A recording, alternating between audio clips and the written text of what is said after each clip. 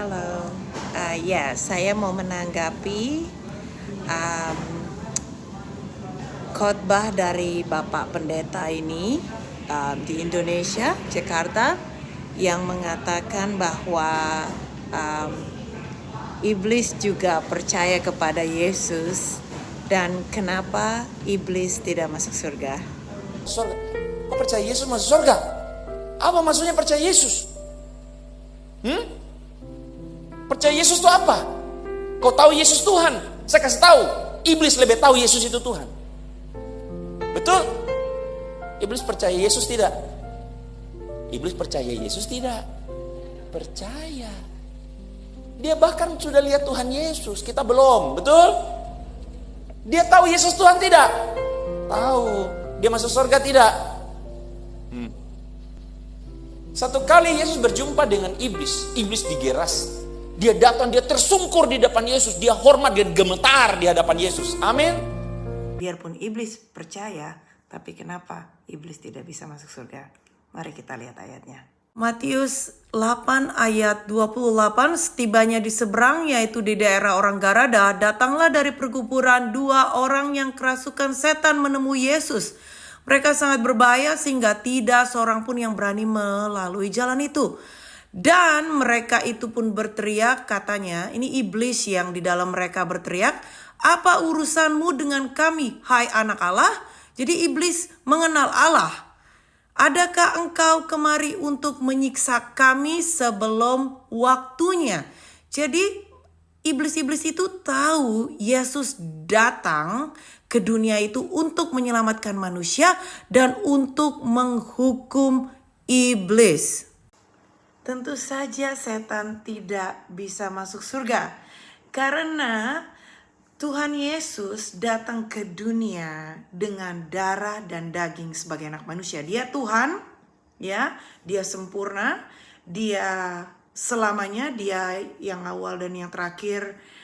Dan dia menjelma menjadi manusia, lahir dari anak darah Maria, untuk menebus dosa kita dari keturunan Adam dan Hawa dan dari keturunan Raja Daud dengan darah dan daging untuk menebus dosa manusia. Jadi Yesus datang ke dunia, Tuhan yang menjelma menjadi manusia datang ke dunia untuk menebus dosa manusia, bukan untuk menebus iblis. Ibrani ayat 2:9, tetapi dia yang untuk waktu yang singkat dibuat sedikit lebih rendah daripada malaikat-malaikat, yaitu Yesus, kita lihat yang oleh karena penderitaan maut dimahkotai dengan kemuliaan dan hormat, supaya oleh karena karunia Allah ia mengalami maut bagi semua manusia. Jadi Yesus datang ke bumi ini untuk manusia. 14, karena anak-anak itu adalah anak-anak dari darah dan daging, maka ia juga menjadi sama dengan mereka dan mendapat bagian dalam keadaan mereka, supaya oleh kematiannya ia memusnahkan dia, yaitu iblis yang berkuasa atas maut. Ayat 16, sebab sesungguhnya bukan malaikat-malaikat yang ia kasihani, tetapi keturunan-keturunan Abraham yang ia kasihani.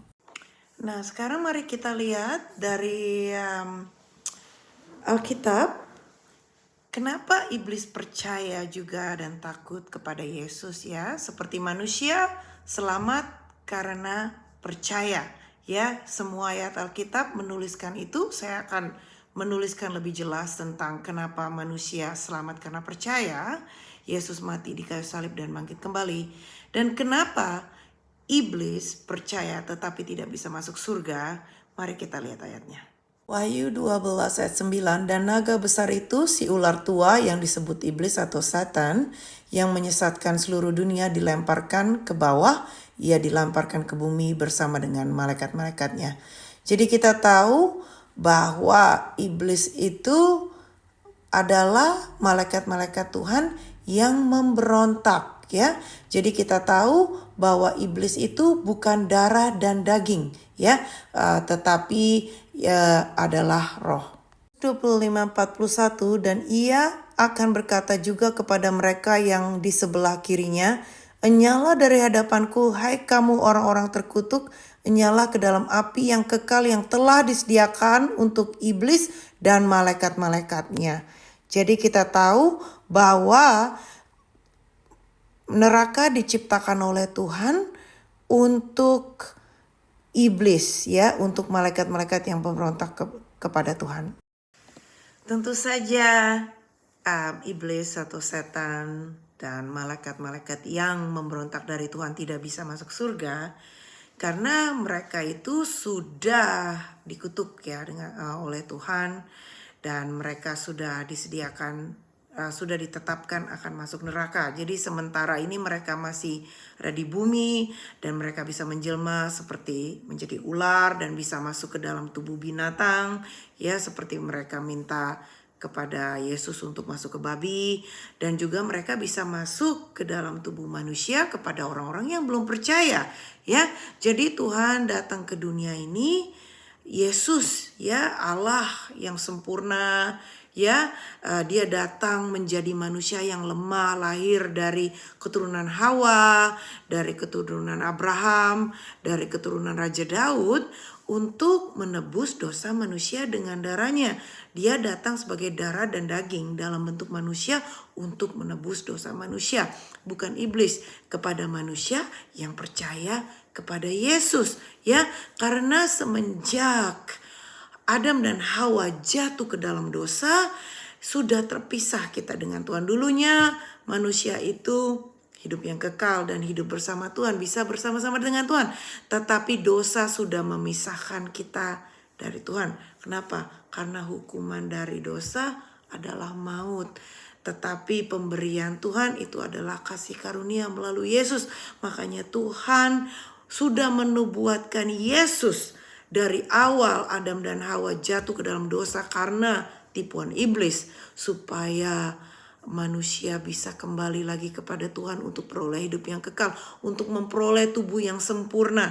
Kenapa? Karena tanpa darah Yesus tidak ada satupun dari kita yang bisa selamat. Karena dengan darah Yesus yang menyucikan kita seperti bulu domba, putih seperti salju, kita bisa kembali kepada Bapa. Kejadian 3 ayat 14-15, lalu berfirmanlah Tuhan Allah kepada ular itu, karena engkau berbuat demikian, terkutuklah engkau di antara segala ternak dan di antara segala binatang hutan. Dengan perut mula engkau akan menjalar dan debu tanahlah akan kau makan seumur hidupmu. Aku akan mengadakan permusuhan antara engkau dan perempuan ini, antara keturunanmu dan keturunannya. Keturunannya akan meremukkan kepalamu dan engkau akan meremukkan tumitnya.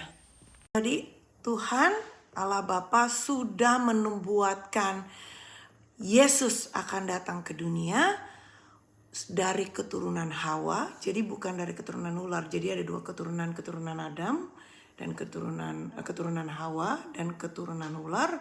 Dan dari keturunan Hawa akan datang juru selamat, yaitu Yesus Kristus, ya, yang akan meremukkan kepala iblis. Yang makanya Yesus berkata, iblis di mana sengatmu, ya, maut di mana sengatmu, ya, ketika Yesus sudah mengalahkan maut di kayu salib dan bangkit pada hari yang ketiga, ya.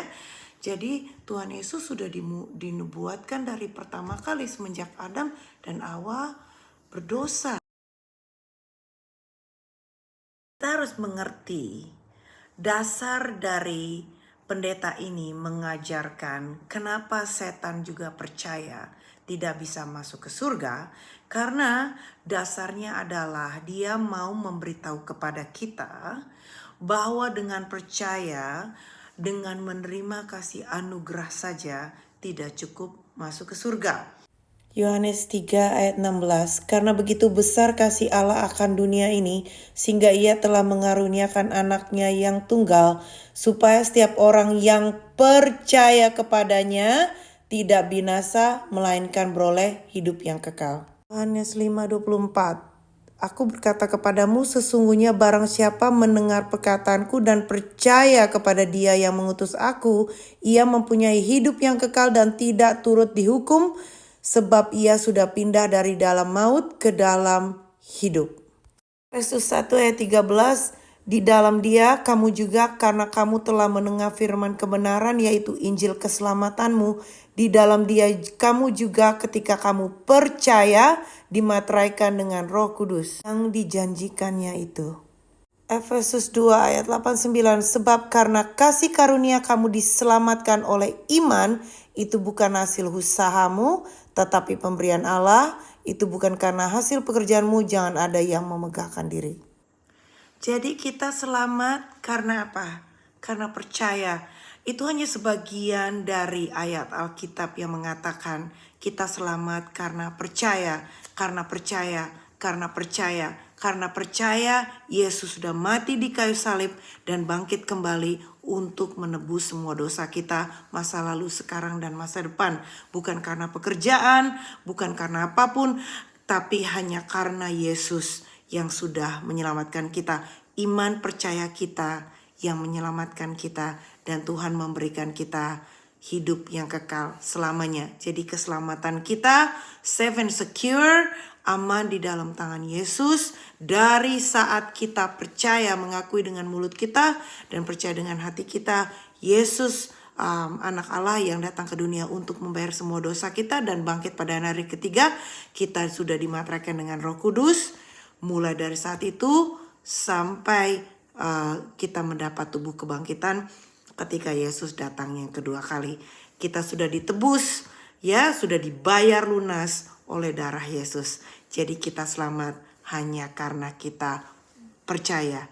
Jadi pendeta ini tidak percaya kita selamat karena kasih anugerah. Dia meng-highlight bahwa hanya dengan pekerjaan-pekerjaan kita, termasuk berbuat baik, melakukan semua firman-Nya, menaati semua hukum Taurat, baru kita bisa masuk ke surga.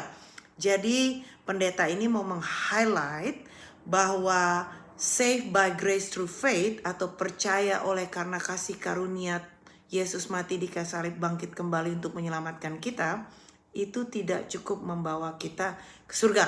Tapi pendeta ini lebih memilih saved by works, ya. Karena saat ini biarpun kita orang Kristen juga terpecah dua. Ada orang Kristen yang mempercayai kita selamat hanya karena Yesus yang membayar semua dosa kita. Tidak cukup semua perbuatan baik kita masuk ke surga. Hanya karena dengan kasih karunia Tuhan memberikan anak yang tunggal, Yesus Kristus, kita bisa masuk ke surga. Semua dosa kita disucikan seperti kain domba. Tetapi ada juga orang Kristen, termasuk pendeta ini, yang mengajarkan seperti agama-agama lain, seperti agama Muslim, seperti agama Hindu, seperti agama Buddha, dan ajaran agama lain, bahwa hanya dengan pekerjaan-pekerjaan manusia kita bisa disucikan dan kita bisa masuk surga. Kenapa ini sangat penting? Ya, karena khotbah yang tidak berdasarkan dari tulisan Alkitab bisa menyesatkan jemaat, ya. Karena banyak ajaran-ajaran yang tidak benar, ya, termasuk dari ajaran Bapak Pendeta ini. Dan itulah gunanya kita untuk membaca Alkitab dan percaya. Dan karena kita percaya, kita punya Roh Kudus, dan Roh Kudus itulah yang akan mengajari kita untuk mengerti Alkitab. Sangat penting saudara-saudara kita untuk selamat. Karena ketika kita selamat, kita dibungkus oleh Roh Kudus sampai hari kebangkitan kita.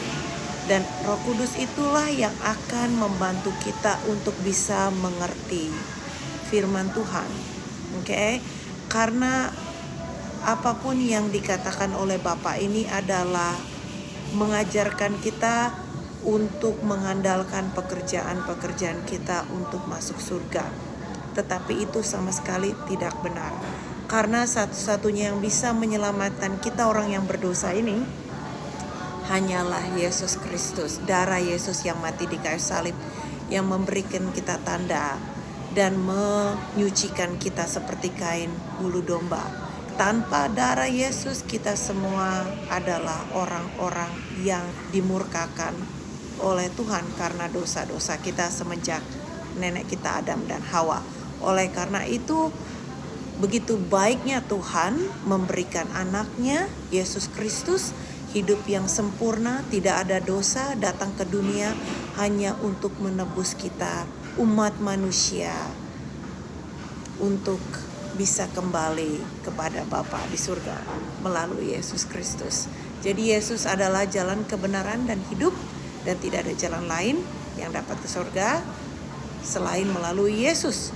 Oleh karena itu yang kita perlukan adalah menerima hadiah dari Tuhan itu, which is Yesus, yaitu Yesus Kristus, menerimanya dan percaya kepadanya. Percaya kepadanya memberikan hidup kita untuk Yesus. Dan ketika saat itu kita percaya, kita sudah dibungkus oleh Roh Kudus, kita menyatakan dengan mulut kita dan percaya dengan hati, seluruh hati kita bahwa Yesuslah salah satu yang menebus dosa kita, masa lalu, sekarang, dan masa depan. Saat itu juga Anda menerima keselamatan dan kerjakanlah keselamatan Anda. Tetapi walaupun Anda tidak mampu, kadang kita merasa kita tidak sempurna, ada saatnya kita backslide, tidak ada masalah. Kita hanya perlu percaya bahwa Yesus sudah mengampuni semua dosa kita. Kita sudah dibungkus Roh Kudus, kita sudah dimateraikan dengan Roh Kudus sampai hari pengangkatan kita. Jadi keselamatan kita kekal. Jadi apa yang dikatakan oleh Bapak Pendeta itu, bahwa iblis juga percaya kepada Yesus, tentu saja iblis percaya, tetapi dia tidak menerima keselamatan. Karena keselamatan yang Tuhan berikan hanyalah kepada umat manusia. Sehingga itu Yesus lahir ke dunia 2000 tahun yang lalu untuk kita umat manusia. Mengucap syukur dan percaya kepada Yesus dan Anda akan selamat. God bless you.